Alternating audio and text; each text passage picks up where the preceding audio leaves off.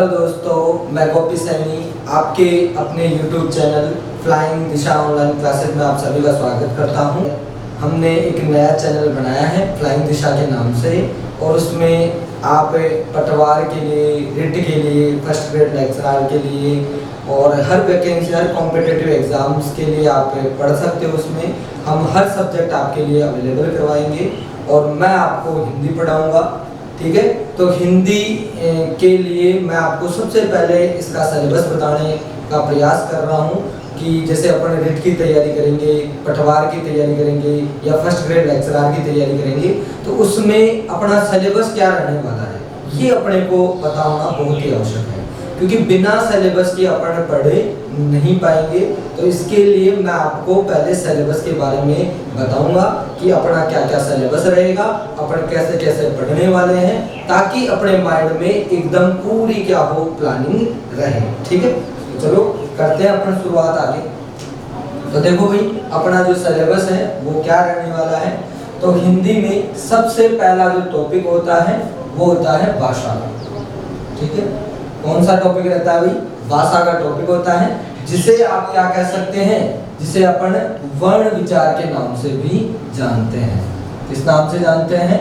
वर्ण विचार के नाम से भी अपन जानते हैं। ठीक है, इसी प्रकार हिंदी में दूसरा टॉपिक कौन सा होता है? संधि टॉपिक होता है। इसी प्रकार तीसरा टॉपिक कौन सा होता है? समास होता है। इसी प्रकार उपसर्ग व प्रत्यय होता है। उपसर्ग या प्रत्यय। इसी प्रकार क्रिया टॉपिक होता है। इसी प्रकार वाच्य होता है। इसी प्रकार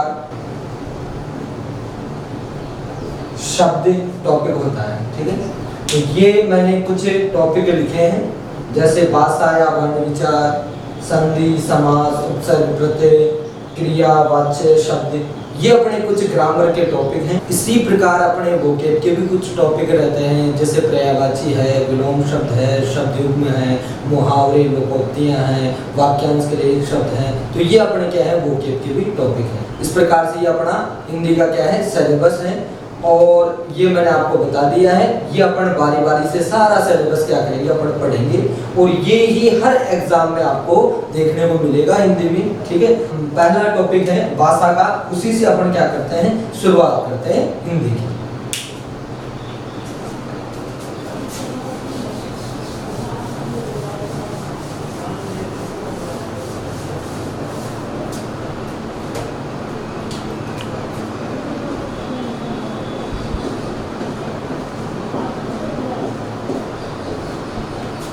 भाषा टॉपिक स्टार्ट करने से पहले मैं आपको एक बेसिक चीज बता देता हूँ कि जो ये हिंदी शब्द है, ये हिंदी शब्द की उत्पत्ति कहाँ से हुई है, इसका विकास कैसे हुआ है, इसका उद्गम कैसे हुआ है, कि जो अपन आज हिंदी पढ़ रहे हैं ये कहाँ से, ये शब्द कहाँ से लिया गया है, ये अपने को पता होना बहुत ही आवश्यक है। तो मैं आपको बता देता हूँ कि जो ये हिंदी शब्द है, ये हिंदी शब्द फारसी भाषा से लिया गया है। कौन सी भाषा से लिया गया है? ये फारसी भाषा से लिया गया है, जिसे आप क्या कह सकते हैं, ईरानी भाषा भी कह सकते हैं। ठीक है, तो क्या आपके समझ में आ रहा है? मैंने क्या बताया आपको कि जो ये हिंदी शब्द है, ये हिंदी शब्द कौन सी भाषा से लिया गया है? ये फारसी या ईरानी भाषा से लिया गया है। और देखो, आपके एक क्वेश्चन बन सकता है, सबसे इंपॉर्टेंट क्वेश्चन ये बन सकता है कि जो हिंदी शब्द है वो कौन सी भाषा से लिया गया है। फिर आपके ऑप्शन तैयार हो सकते हैं, जैसे एक तो आपको फारसी दे दे, या और फ्रेंच दे दे, अंग्रेजी दे दे, तो ऐसे अनेक भाषाएं आपको दी जा सकती हैं। लेकिन ये क्वेश्चन बन सकता है कि हिंदी शब्द कौन सी भाषा से लिया गया है, ये फारसी या ईरानी भाषा से लिया गया है। ठीक है, तो आपको समझ में आ गया कि हिंदी शब्द कौन सी भाषा से लिया गया है। आगे अपन देखते हैं कि जो ये हिंदी शब्द है, ये हिंदी कैसे पढ़ा है, उसके बारे में भी अपन देख लेते हैं। तो ध्यान से सुनना कि जैसे आप सभी को पता है कि ये अपने एक सिंधु नदी है, जो सबसे प्राचीन नदी है, उसी के नाम पर हिंदी शब्द पढ़ा है। वो कैसे पढ़ा है उसके बारे में अपन चर्चा करते हैं। तो देखो ध्यान से सुनना कि हिंदी, ये सिंधु नदी है, इस सिंधु नदी में आपको यहाँ पर क्या दिख रहा है, स दिख रहा है। ठीक है, स से स्लेट वाला स दिख रहा है। और यहाँ पर मैं आपको बता देता हूँ कि जो फारसी भाषा होती है ना, फारसी भाषा में स का उच्चारण किससे किया जाता है, है से किया जाता है। मैं वापस से रिपीट कर रहा हूँ कि फारसी भाषा में स का उच्चारण किससे किया जाता है, स का उच्चारण कैसे किया जाता है से उच्चारण किया जाता है। इसी प्रकार फारसी भाषा में जो ये द से धनुष होता है ना, ध, ठीक है, उसका उच्चारण किससे किया जाता है, द से किया जाता है। ठीक है, तो इस प्रकार से जैसे ये उच्चारण हुआ तो ये स का तो क्या बन गया, ही बन गया। ठीक है, और ये ध का क्या बन गया, द बन गया। तो ये क्या बन गया भाई, हिंदू बन गया। ठीक है, तो क्या आपके समझ में आ रहा है कि सिंधु का क्या बन गया, हिंदू बन गया। और जैसे ही हिंदू बना तो वहां की जो निवासी थे, जो फारसी भाषा बोला करते थे, तो उसी के नाम पर जो भाषा है वो कौन सी पड़ गई, हिंदी भाषा पड़ गई।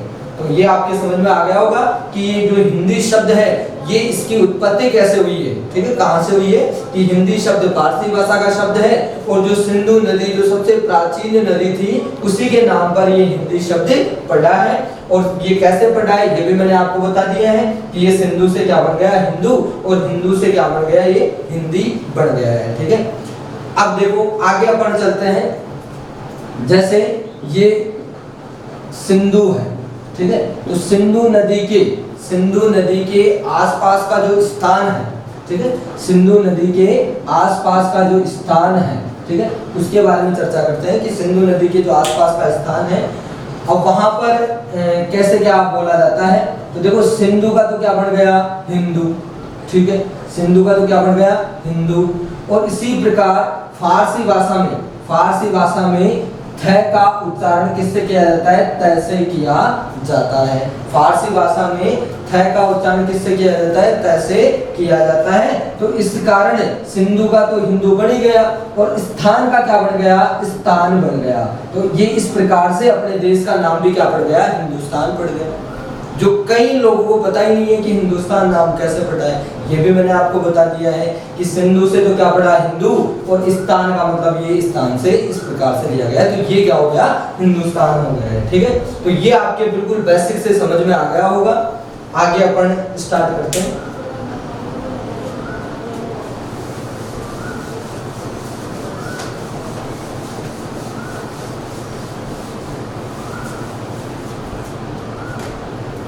आगे देखते हैं कि जो ये हिंदी भाषा है इसका क्रम कैसे है। ठीक है भाई, हिंदी भाषा कहाँ से आई है, इसका जन्म कैसे हुआ है, ठीक है, ये तो अपन ने देख लिया है।